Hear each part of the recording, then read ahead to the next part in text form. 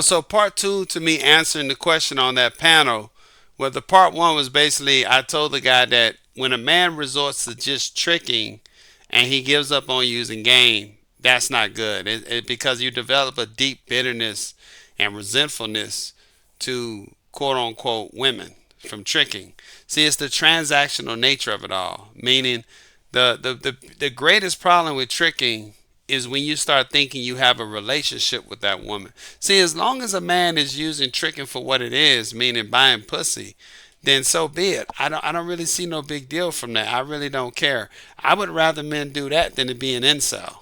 See what I'm saying? A lot of men are being incels, and I just don't get it. I'm like, dude, just go buy some pussy and get it over with. I don't care. But the idea that tricking is the best way is just simply false. See, a person who been tricking too long, they'll say stuff like, well, all men pay. No, that's not true. All men do not pay.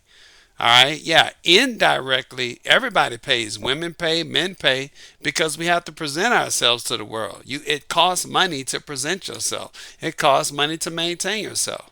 But directly, no, no, men, not all men pay directly. There's been several women I've never paid a dime to them up front. I've just presented myself and they would give me the pussy for free. You see what I'm saying? So whenever you hear a man say, well, everybody pays, that's because he's been tricking too long. He's been dealing with prostitutes too long. And that's the thing about prostitutes. At the end of the day, they will listen to anything you say as long as you're paying. But when you're dealing with a woman and you're trying to get a genuine relationship with her, she's not going to sit up there and listen to anything you say. She might cuss your ass out. She might tell you, get out of my face. You see what I'm saying? And a lot of men who have deep resentment towards women and they can't handle rejection, that's why they tell themselves, well, it's just better to trick. You know what's funny is that we in an unregulated dating and mating system. So essentially, you could talk to as many women as you want for free. But yet, guys can't get over rejection, so they start paying. Ain't that something? Think about that for a second. You can go talk to 200 women in 1 month if you choose to do that. And the only cost of doing that is rejection.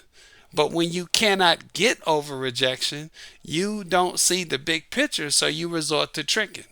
And the number one reason why I think tricking is quote unquote detrimental to men when they decide to just do tricking. Once again, if you want a trick to have sex, I don't care. But when the biggest reason why tricking is detrimental is that you just can't get over rejection.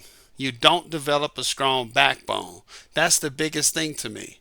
If a woman rejecting you is causing you to constantly lose your money, constantly lose your bearing, constantly lose your frame, as they say, you have a weak backbone.